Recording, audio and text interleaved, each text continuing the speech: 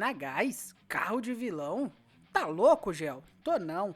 Hoje eu vou te contar a história do Jaguar CX-75 em mais um episódio da história do automobilismo. Então eu te aconselho, se você tá em pé, senta, porque você vai ficar muito surpreso, principalmente com esse sistema híbrido desse carro.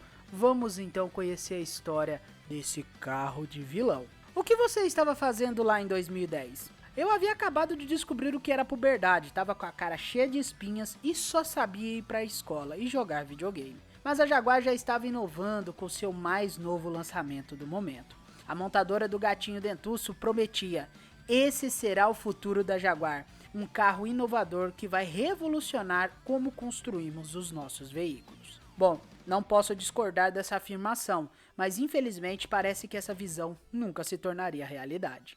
Mas para esse carro, a Jaguar não iria desenvolver ele sozinha, ela teria a ilustre ajuda da Williams Advanced Engineering. Sim, essa é uma divisão da equipe Williams de Fórmula 1, focada no desenvolvimento de seus carros de corrida.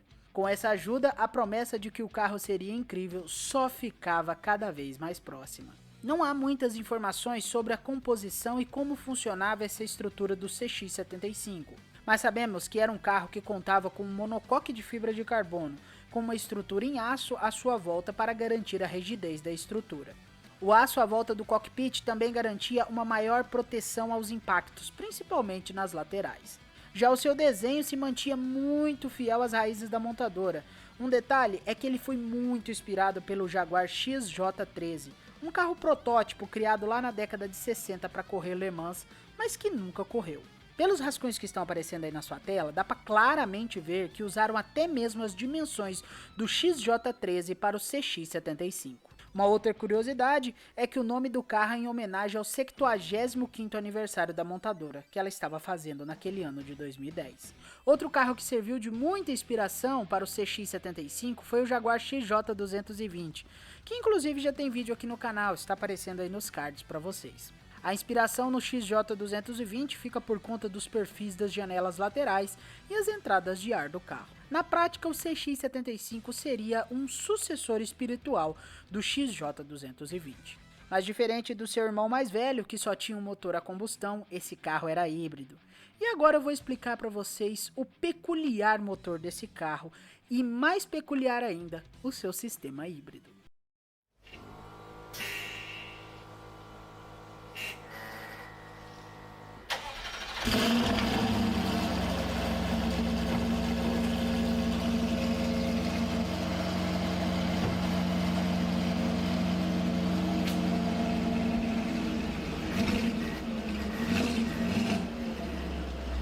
Bom, esse motor tem muita peculiaridade e vamos explorar elas agora.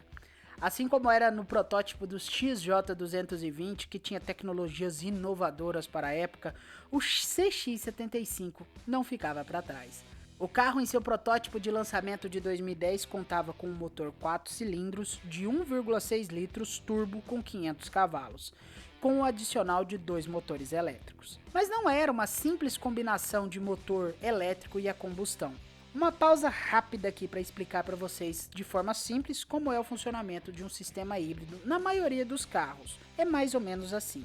Em alguns modelos, o motor a combustão é tanto responsável por fornecer força motriz às rodas, como também cumpre uma função de reabastecer as baterias que alimentam os motores elétricos, como se fosse um gerador. Nesses casos, o carro pode ser movido só pelos motores elétricos. Já em outros veículos, o conjunto funciona totalmente integrado. Ou seja, o motor elétrico e a combustão transmitem ao mesmo tempo força motriz às rodas. Nesses casos, o carro não consegue funcionar só com os motores elétricos ou só com o motor a combustão. Um depende do outro para o funcionamento do conjunto completo. Mas só lembrando, isso aqui é uma explicação simplificada, porque depende, cada modelo de carro tem um sistema híbrido diferente e existem muitas variações para aplicações diferentes, galera. Mas pelo amor de Deus, Gel, por que você tá me explicando isso? Não tô entendendo nada. Eu já sei como funciona o sistema híbrido. Calma, rapaz. É porque esse carro tinha, além do motor a combustão comum, os motores elétricos para mover as rodas dianteiras. Ele contava com 2 microturbinas, posicionadas uma de cada lado do motor a combustão, que eram alimentadas a gás para gerar energia e reabastecer as baterias de íon de lítio do carro. Além disso, o motor comum também poderia fazer a função de gerador de energia. Ou você poderia selecionar no painel a combinação das duas microturbinas com um motor a combustão para fazer uma espécie de gerador de energia maior e mais potente. É muito complicado, mas o sistema funcionava muito bem, apesar de ser bem complexo. Segundo o site da Jaguar, na função 100% elétrica, o protótipo tinha uma autonomia de 34 km sem o auxílio do motor a combustão ou das microturbinas como geradores de energia. Só relembrando, estamos no ano de 2010, as baterias de íon de lítio para automóveis ainda estavam engatinhando. Se vocês voltarem no tempo, a autonomia dessas baterias nunca foi grande coisa. É atualmente que eles estão conseguindo alcançar grandes autonomias. O carro ainda contava com um câmbio automatizado de 7 velocidades. Segundo a Jaguar, o 0 a 100 ficava na casa de 3,4 segundos. E como você já deve ter deduzido, o carro tinha tração 4x4. Sua velocidade máxima, utilizando a função 100% híbrida, era de 330 km por hora. Já se o carro utilizasse só os motores elétricos, ele podia chegar a uma velocidade máxima de 110 km por hora. Como falei, o motor a combustão tinha uma potência de 500 cavalos, já os motores elétricos podiam entregar até 300 cavalos de potência com as baterias a 100% de sua carga. A potência total do carro era de absurdos 800 cavalos.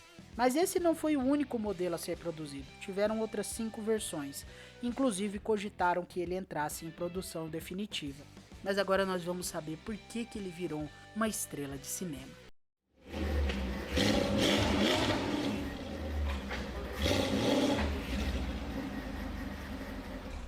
Era só para ser um carro protótipo, mas tanta tecnologia e inovação em um veículo só chamaram muita atenção de futuros compradores. Então, em 2011, a Puma, Jaguar, anunciava que seria produzida 250 unidades do CX-75. O valor unitário de cada veículo podia girar em torno de 400 mil euros ou 500 mil euros. O valor não é exato, pois o carro nunca foi produzido, então isso é um valor estimado, viu galera? Em tese, o carro vinha para brigar com Ferrari LaFerrari, McLaren P1 e Porsche 918 Spider. Ainda em 2011, o carro ganhava novamente mudanças e era apresentado ao público. As mudanças incluíam um redesenho completo do seu interior e a retirada das microturbinas a gás. Agora o CX-75 era um veículo híbrido convencional, mas também podia funcionar no modo 100% elétrico. Só que a potência do carro não foi afetada em nada, ele continuou na casa dos 800 cavalos, algo muito absurdo para um carro até os dias atuais. Mas logo a Jaguar faria um anúncio que não agradou nada aos futuros compradores. Infelizmente, devido à crise de 2008 e seus efeitos que ainda eram sentidos principalmente pela indústria automotiva, em 2012 o projeto do CX-75 foi cancelado. Mas nesse meio tempo, o carro teve 5 unidades adicionais produzidas, seguindo os padrões da versão 2011.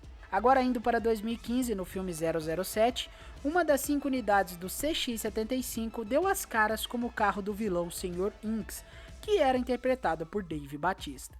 A Jaguar cedeu 7 exemplares do CX-75, mas só um deles seguia os padrões de motorização e mecânica da versão 2011. Segundo algumas fontes de pesquisa que eu usei, os outros carros eram praticamente bolhas com motores simples. Eram os chamados carros dublês, que serviam só para serem destruídos durante as cenas de perseguição. Essa cena de perseguição que acontece em Roma acabou destruindo os 7 carros dublês. Só o CX-75 laranja padrão ficou intacto e que serviu de divulgação para o filme. Nessa cena, o Sr. Inks, a bordo do seu CX-75, persegue James Bond, que está pilotando seu Aston Martin DB10 pelas ruas de Roma. Aconselho você a assistir o filme. Apesar de não ser um dos melhores da franquia, essa cena de perseguição é muito boa. Na verdade, só assiste a cena de perseguição, é muito mais emocionante. Assim vamos chegando ao fim dessa história desse carro que podia ter sido um dos melhores Jaguares a serem fabricados em toda a história da montadora, mas que infelizmente nunca chegou a ser comercializado, mas se tornou, assim como o XJ13, uma lenda dentro da Jaguar. Agora vem aquele pedido todo especial para você deixar o seu like, se inscrever no canal Garagem 96, com o sininho das notificações ativado para não perder nenhum conteúdo aqui do canal.